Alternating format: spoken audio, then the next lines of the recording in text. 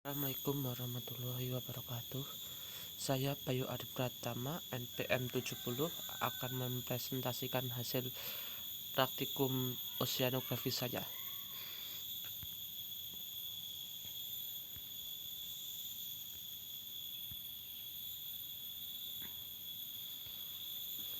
Berikut ini jurnal-jurnal yang saya pakai untuk mengerjakan praktikum oceanografi ini.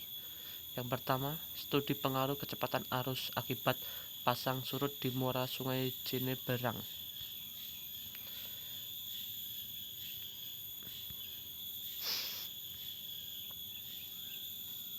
Yang kedua, studi kualitas air budaya Latoh Koulerpa Racemosa di perairan Lok Bubon, Kecamatan Samatiga, Kabupaten Aceh Barat.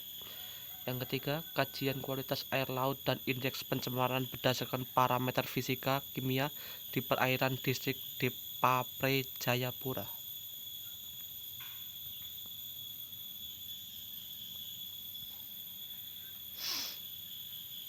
Yang keempat, analisis hubungan suhu permukaan laut, salinitas, dan arus dengan hasil tangkapan ikan tuna di perairan bagian barat Pulau Halmahera. Yang kelima, pengaruh suhu terhadap variabilitas fisika kimia di perairan Teluk Riau, Kota Tanjung Pinang, Provinsi Kepulauan Riau. Yang pertama, kecerahan air.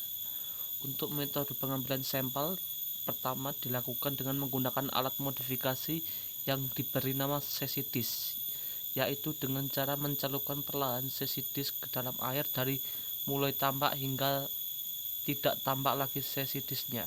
Kemudian angkat dan ulur berapa panjang tali yang masuk ke air. Pengaruh kecerahan air. Ikan dan biota air lainnya lebih menyukai kolam air jernih. Dengan demikian, kondisi kolam air yang keruh lebih kuat pengaruhnya dan dapat menjadi penyebab ketidakhadiran ikan di suatu lokasi, karena sifat mobilitas ikan memberikan kesempatan menghindar dari area di mana kualitas lingkungan menurun. Menurut Amis Buri tahun 1982. Pengaruh kecerahan air terhadap kecepatan arus. Salah satu faktor yang mempengaruhi kecepatan air ialah sedimen yang tersuspensi akibat pasang surut air yang menimbulkan kecepatan arus yang membawa sedimen dari daratan dan tersuspensi di muara sungai.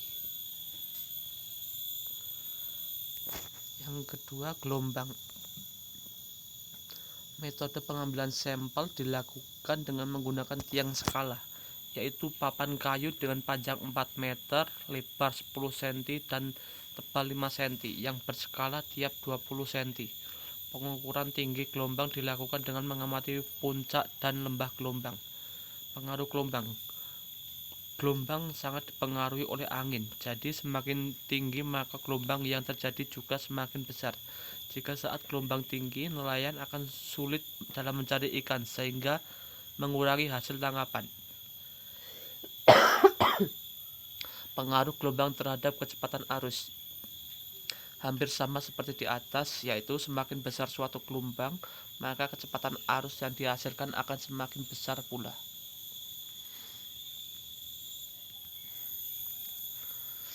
Yang ketiga, suhu perairan. Untuk metode pengambilan sampel dilakukan dengan menggunakan termometer, yaitu dengan cara mencelupkan 3/4 panjang termometer ke dalam air kurang lebih selama 2-3 menit. Kemudian angkat perlahan dan jangan sampai kehilangan kontak dengan perairan, dan selanjutnya amati nilai pada termometer tersebut dengan cepat dan tepat. Pengaruh suhu terhadap biota air. Suhu sangat berpengaruh terhadap jumlah oksigen terlarut di air. Jika suhu tinggi, maka air akan lebih cepat jenuh dengan oksigen dibanding dengan suhu rendah. Dan juga suhu sangat berpengaruh terhadap kelangsungan hidup ikan. Jika suhu melebihi rata-rata hidup ikan, jika ikan tersebut tidak dapat menyesuaikan diri, maka akan berpeluang untuk mati. Pengaruh suhu perairan terhadap pH. Suhu perairan dengan pH memiliki perubahan yang searah, di mana ketika suhu naik, maka pH juga akan naik. Yang keempat, salinitas. Metode pengambilan sampel untuk salinitas ini diukur menggunakan refraktometer. Prinsip alat ini adalah dengan memanfaatkan indeks bias cahaya untuk mengetahui tingkat salinitas cahaya.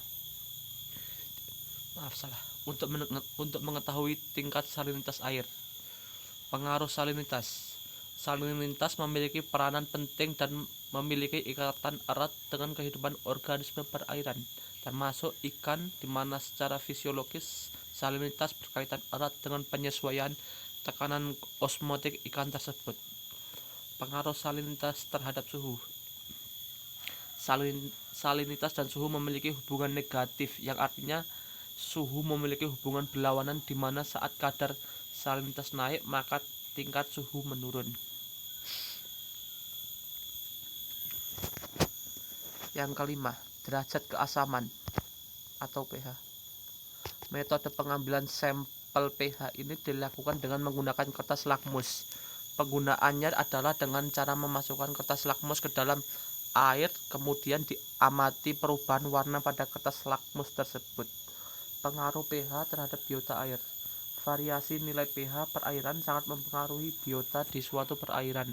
Selain itu, tingginya nilai pH sangat menentukan dominasi fitoplankton yang mempengaruhi tingkat produktivitas primer suatu perairan, di mana keberadaan fitoplankton didukung oleh ketersediaan nutrien di perairan sehingga menyebabkan kualitas air menurun dan dapat menyebabkan kematian pada ikan.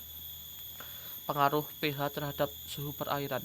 Suhu perairan dengan pH memiliki perubahannya searah, di mana ketika suhu naik maka pH juga akan naik. Yang terakhir, kecepatan arus. Metode pengambilan sampel ini dilakukan dengan menggunakan current meter. Penggunaannya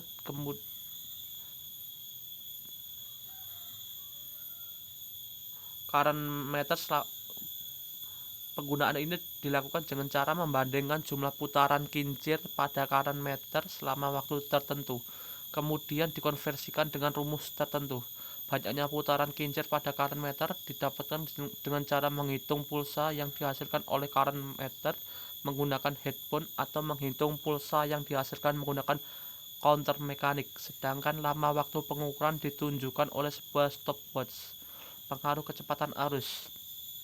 Kecepatan arus menjadi salah satu faktor dalam proses pencampuran sedimen dalam perairan. Saat terjadi pasang, arus bergerak menuju daratan dan bertemu dengan aliran sungai yang membawa material atau sedimen dari daratan. Akibatnya jumlah sedimen tersuspensi di sekitar muara sungai menjadi tinggi.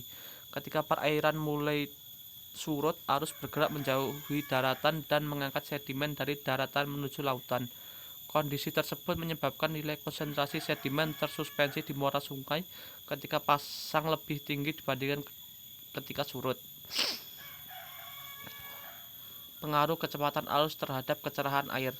Seperti sudah dijelaskan di atas, kecepatan arus merupakan faktor pencampuran sedimen di suatu perairan.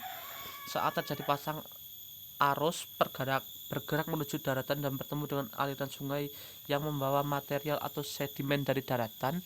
Akibatnya jumlah sedimen tersuspensi di sekitar muara sungai menjadi tinggi, sehingga sedimen yang tersuspensi itu dapat memicu terjadinya kekeruhan di suatu perairan tersebut.